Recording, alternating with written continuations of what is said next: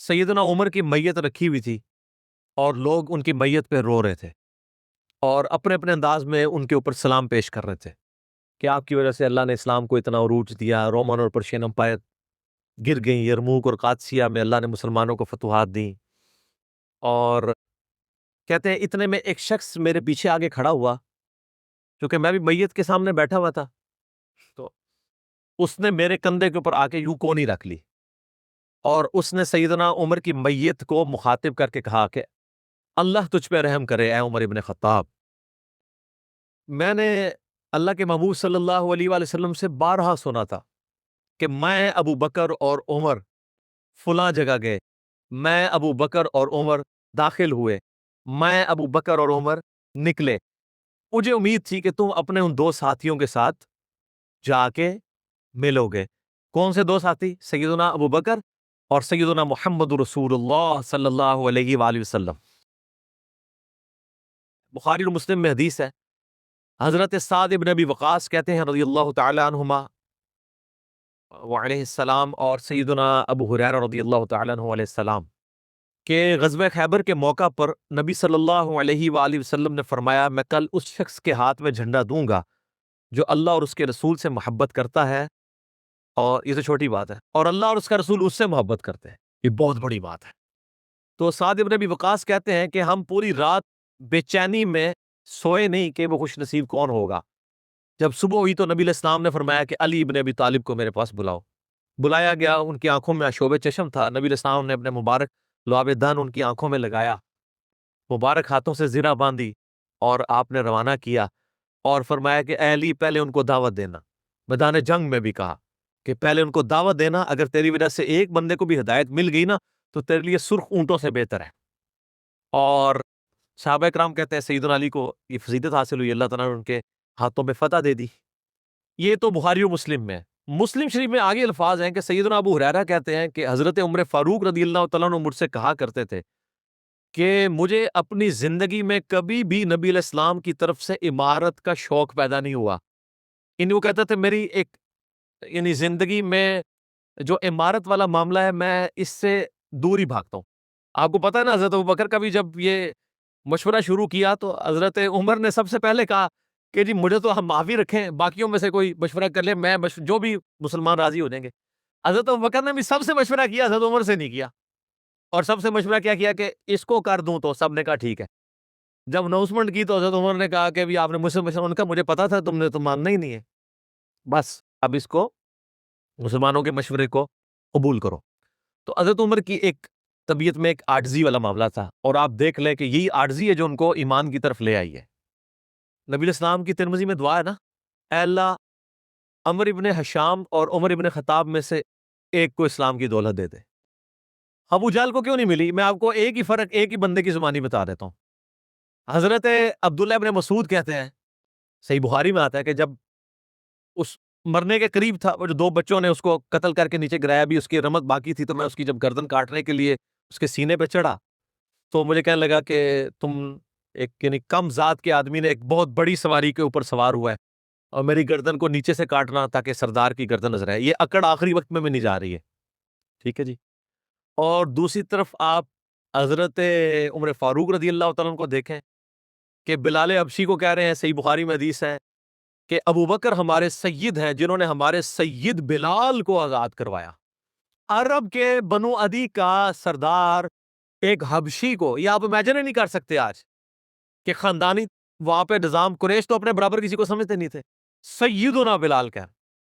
اور ایک دفعہ جب ابو جہل پٹائی کر رہا تھا عبداللہ ابن مسعود کی، دھکا مار کے چلا گیا۔ یہ سب کچھ عمر سیریز میں فلمایا قطر والوں نے، تو اب وہ نیچے گرے پڑے ہوئے ہیں، حضرت عمر وہاں سے گزر ہوتے ہیں، ابھی اسلام نہیں قبول کیا ہوتا، تو وہ ہاتھ پکڑ کے اسے اٹھاتے ہیں، تو عبداللہ بن مسعود کی زبان سے نکل جاتا ہے کہ واللہ تم ان دونوں میں سے بہتر ہو۔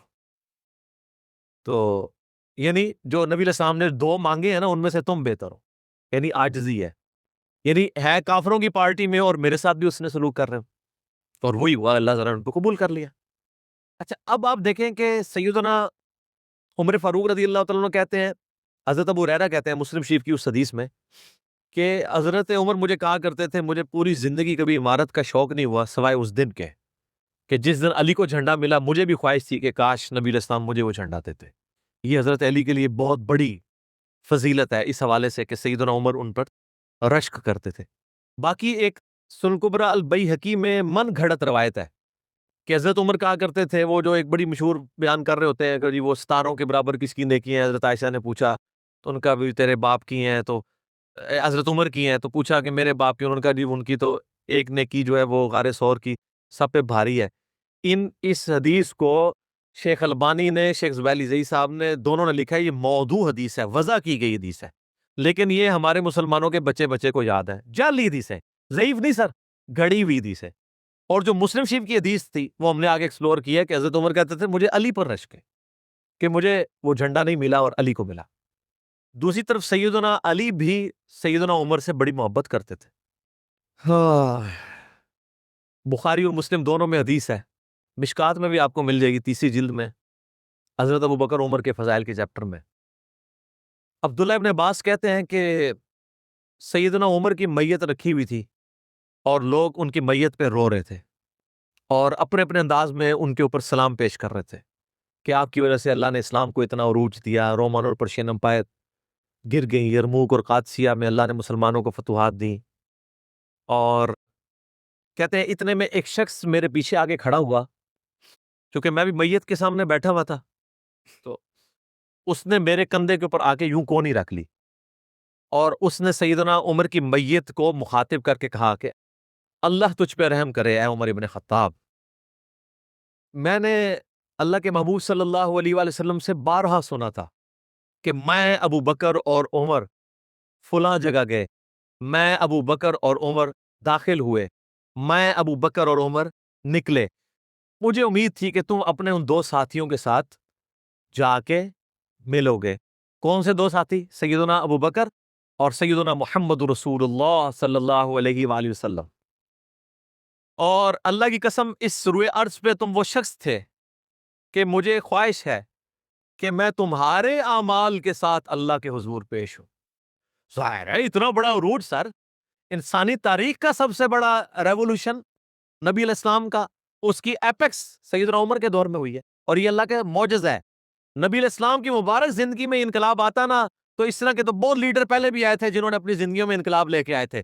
یہ معجزہ یہ تھا کہ وہ شخص دنیا سے چلا گیا، ہزاروں اس کے ماننے والے مرتد ہو گئے عرب قبائل، اور چند مخلص ساتھی ساتھ ہیں، اس کے باوجود اللہ نے رومن اور پرشین امپائر الٹوا دیے. کتنا بڑا معجزہ ہے. اگر نبی علیہ السلام نے مبارک زندگی میں کر جاتے، وہ تو اسکندر اعظم بھی کر گیا، بعد میں چنگیز خان نے بھی کیا، بڑے بڑے لیڈر آئے. یہ ڈفرنس ہے، ایک یہ ڈفرنس، اور دوسرا ڈفرنس یہ کہ نبی علیہ السلام نے اپنی وفات کے بعد 10 سال بعد، 20 سال بعد، 30 سال بعد، 50 سال بعد، ایون 500,000 سال بعد ہونے والے واقعات کو بھی بیان فرما دیا کہ یہ ہوگا. آج تو ہم تاریخ میں دیکھ سکتے ہیں کہ وہ سب کچھ ہوا ہے. اگر آپ کو شوق ہو تو دلائل النبوہ امام بیہقی کی کتاب ہے، 3,500 حدیث پہ، 5ویں صدی ہجری میں لکھی گئی ہے. اس میں 500 سال میں جو نبی علیہ السلام کی پروفیسیز پوری ہوئی ہیں نا، منوان اسی طریقے سے موجود ہے. بخاری مسلم میں جو حدیثیں ہیں تاتاریوں سے جنگوں والی، وہ اس وقت تک نہیں ہوئی تھی، حدیثیں تو پہلے سے موجود تھی. آج تو ہم ان کو بھی درست مان رہے ہیں. ٹھیک ہے، نبی علیہ السلام نے پریڈکشن کی تھی کہ عنقریب کیسر روم ختم ہوگا، قیامت تک کوئی کیسر نہیں ہوگا. بخاری مسلم کی حدیث ہے، اور دیکھ لیں قیامت تک کوئی کیسر نہیں ہوا. عنقریب پرشین امپائر ختم ہوگی اور قیامت تک کوئی کسرا نہیں ہوگا. آج دیکھ لیں 1400 سال ہو گئے ہیں. سر یہ اسی طریقے سے ہے کہ میں کہوں کہ عنقریب امریکہ اور رشیا ختم ہو جائیں گے ود ان فیو ایئر، اور قیامت تک کبھی ان کو پاورز نہیں ملیں گی جو کہ ابھی پاور ہیں اور جن کی صدیوں سے چل رہی ہیں. اور وہ پھر پاور بھی ان لوگوں کے ہاتھوں ہوئی ہے کہ جن کے پاس اسلحہ بھی نہیں تھا ان کے ساتھ لڑنے کے لیے، مین پاور بھی نہیں تھی ان کے لیول کی، الٹوا دی اللہ تعالیٰ نے. ابن عباس کہتے ہیں کہ حضرت عمر فاروق رضی اللہ تعالیٰ عنہ کی میت پہ، یعنی یہ کلام وہ جو شخص میرے یعنی کندھے پہ کونی رکھ کے کر رہا تھا نا، تو میں نے جب اس کو مڑ کے دیکھا تو وہ علی بن ابی طالب تھے جو سیدنا عمر کے بارے میں یہ کلمات کہہ رہے تھے. تو یعنی ان لوگوں کی للہیت تھی کہ وہ تعریف کیا کرتے تھے اور کوئی آر محسوس نہیں کیا کرتے تھے. اور آپ دیکھیں سیدنا عمر کی بھی کتنی محبت تھی سیدنا علی سے کہ جب کبھی بھی فارن ٹور پہ جاتے تھے اپنی جگہ حضرت علی کو خلیفہ بنا کے جاتے تھے. کیونکہ نبی علیہ السلام جب تبوک پہ گئے تھے تو سیدنا علی کو چھوڑ کے گئے تھے، بخاری مسلم میں آتا ہے۔ حضرت علی رو پڑے، پہلا اور آخری موقع تھا کہ جنگ میں نہیں گئے، تو فرمایا تم اس پہ راضی نہیں ہو؟ تمہاری میرے ساتھ وہی نسبت ہے جو ہارون کی موسیٰ کے ساتھ، مگر میرے بعد کوئی نبی نہیں۔ تو حضرت عمر اس سنت پہ عمل کرتے تھے۔ جب بھی وہ جاتے تھے، جب بیت المقدس فتح ہوا، چابیوں کے لیے انہوں نے بلایا، سیدنا علی کو اپنی جگہ چھوڑ کے گئے، اس سنت پہ عمل کیا کرتے تھے۔ اور یہ بات شیعہ کے ہاں بھی ملتی ہے۔ میری ایک شیعہ عالم کے ساتھ ایک دفعہ بحث ہوئی، 2011-12 کی بات ہے، تو مجھے کہنے لگے کہ حضرت عمر جو ہے نا، حضرت علی کو خلیفہ بنانے میں مخلص نہیں تھے، اسی لیے انہوں نے 6 رکنی کمیٹی بنائی، ان کو چاہیے تھا ڈائریکٹ عمر حضرت علی کو نامزد کرتے۔ تو میں نے کہا اس کے پیچھے ریزن کیا ہے، وہ تو حضرت عمر نے خود بتائی ہے، بخاری مسلم دونوں میں حدیث ہے۔ ابن عمر کہتے ہیں جب حضرت عمر کو زخم لگا اور اب ہمیں یقین ہو گیا کہ وہ جانبر نہیں ہوں گے، کھاتے تھے تو انتڑیاں کٹ چکی تھی، یہیں سے وہ سب کچھ نکل جاتا تھا، تو ہم نے عرض کیا کہ اپنا خلیفہ کسی کو نامزد کر دیں۔ تو انہوں نے کہا اگر میں اپنا خلیفہ کسی کو نامزد کرتا ہوں تو میں اس کی سنت پہ عمل کرتا ہوں جو مجھ سے بہتر ہے، ابو بکر، اور اگر میں نہیں کرتا تو میں اس کی سنت پہ عمل کروں گا جو ان سے بھی بہتر ہے، یعنی رسول اللہ صلی اللہ علیہ وسلم۔ ابن عمر کہتے ہیں جب میں نے حضرت عمر کی یہ بات سنی نا، تو مجھے سمجھ آ گئی کہ اب حضرت عمر کسی کو نہیں بنائیں گے، کیونکہ وہ ہمیشہ ہر معاملے میں نبی الاسلام کی سنت کو پرائورٹی دیتے تھے۔ اور وہی ہوا کہ انہوں نے کہا کہ میں 6 رکنی کمیٹی بنا رہا ہوں، بخاری کے اور مسلم کے الفاظ ہیں کہ میں اپنے بعد اس امر خلافت میں ان 6 بندوں سے زیادہ کسی کو اہل نہیں سمجھتا جن سے رسول اللہ صلی اللہ علیہ وآلہ وسلم اپنی وفات تک راضی رہے۔ اور فرمایا علی، عثمان، طلحہ، زبیر، عبد الرحمن بن عوف، سعد ابن ابی وقاص۔ اچھا، یہ کون ہے؟ عشرہ مبشرہ ہیں۔ عشرہ مبشرہ میں سے یہ 6 بندے باقی تھے، اور ایک 7واں بھی تھا، اس کا نام اس لیے لیا کہ ان کا بہنوئی تھا، سعید ابن زید۔ وہ تو معاویہ کے دور میں جا کے فوت ہوئے ہیں نا، سعید ابن زید تو بہت بعد میں فوت ہوئے ہیں۔ اور اسی بخاری میں الفاظ ہے کہ عبداللہ بن عمر کو مشورے میں ضرور شامل کرنا، لیکن اس کو کوئی خلیفہ نہ چنے، اور کہا کہ سعد ابن ابی وقاص پہ اگر تم متفق ہو جاؤ تو اسے خلیفہ چن لینا، اور میری اس بات کو دلیل نہ بنانا کہ میں نے اسے معزول کیا تھا پرشین امپائر کی گورنری سے، کہیں ایسا نہ ہو کہ تم اس پہ متفق اور کہو کہ اس کو تو عمر نے اتارا ہوا تھا، این اتنے رہنے دو، اس 62 ایف لگ گئی ہے۔ یہ 62 ایف ہے ہی جعلی چیز ہے، اسلام میں کوئی 62 ایف نہیں ہے۔ اسلام میں یہ نہیں ہے کہ آپ کو مطلب موت کے غرغرے تک توبہ قبول ہے، آپ یہ ایک بندے کے ساتھ معاملہ ہو جاتا ہے اور وہ توبہ طائب ہو جاتا ہے تو بس ٹھیک ہے، وہ تا حیات نائل کوئی نہیں ہوتا۔ اسلام میں کوئی تا حیات نہیں ہے۔ اللہ تعالیٰ کے ساتھ گستاخی کرنے والے کے لیے بھی جامعہ ترمذی میں حدیث ہے کہ موت کے غرغرے تک جو ہے وہ توبہ کا دروازہ کھلا ہوا ہے، موت کے غرغرے سے پہلے پہلے۔ تو 62 ایف نہ لگا دینا اس پہ، وہ ایک معاملہ تھا، وہ حضرت عمر کسی کو 4 سال سے زیادہ گورنر رہنے نہیں دیتے تھے، تو انہوں نے ان کو ہٹا دیا تھا۔ تو یعنی ان لوگوں کی یہ للہیت ہوا کرتی تھی۔ تو میں نے اس کو کہا کہ دیکھو کہ یہ وجہ تھی کہ انہوں نے نبی الاسلام کی سنت پہ عمل کیا کہ میں ان 6 بندوں سے نبی الاسلام راضی تھے، میں اس کمیٹی بناؤں گا، میں، اور اس میں الفاظ ہیں بخاری مسلم میں کہ میں زندگی بھر تمہارا بوجھ اٹھاتا رہا، اپنے مرنے کے بعد تمہارا بوجھ نہیں اٹھاؤں گا، تم خود اپنا خلیفہ چن لینا ان 6 میں سے، یعنی میں کسی کو نامینیٹ نہیں کروں گا۔ دوسرا، میں نے اس شیعہ عالم سے یہ بات کی کہ حضرت عمر اتنے بڑے رسک کے اوپر تھے کہ جس نے پوری دنیا کو الٹ دیا ہے، اور وہ چند بندے لے کے رومن اور پرشین امپائر کا وزٹ کر رہا ہے، کوئی بھی قافلہ ان پہ حملہ کر کے ان کو شہید کر سکتا تھا، اور اگر خدا نہ خواستہ اس دوران وہ شہید ہو جاتے تو حضرت علی آٹومیٹکلی خلیفہ ہوتے، کیونکہ وہ ان کو چھوڑ کے گئے ہوئے تھے، یہ ان کا اخلاص تھا۔ پھر سیدنا عمر نے حضرت علی کو چیف جسٹس لگایا ہوا تھا حجاز کا۔ چیف جسٹس آج کل نہیں سنبھالا جا رہا، اور اس زمانے میں جب اسلام کا دور دورہ ہو، عدل کا نظام ہو، اور تینوں جو زہد کے امام تھے نا، حضرت عمر نے ان کو چیف جسٹس لگایا تھا۔ رومن امپائر گری، اصحاب صفہ میں سے ابو درداء کو لگایا، سب سے غریب ترین صحابی، یہ ان کا کرائٹیریا تھا۔ ابو سفیان، بڑے بڑے لوگ جو اینڈ پہ مسلمان ہوئے، یہ لائنیں بنا کے کھڑے رہتے تھے، حضرت عمر ان کو نہیں ملتے تھے جب تک باقیوں سے فارغ نہ ہو جائے۔ وہ کہتے تھے ہم سردار، ان کا نہیں، تم اسلام میں بعد میں آئے ہو۔ اور وہ مہاجرین کے وظیفے اور اصحاب بدر کے وظیفے انہوں نے باقیوں سے ڈبل لگائے ہوئے تھے کہ انہوں نے برے وقت میں اسلام کا ساتھ دیا۔ اور پرشین امپائر گری، عبداللہ ابن مسعود، زہد ترین صحابی، زہد کے امام، ان کو وہاں پہ چیف جسٹس لگایا، اور حجاز کے اندر سیدنا علی کو لگایا۔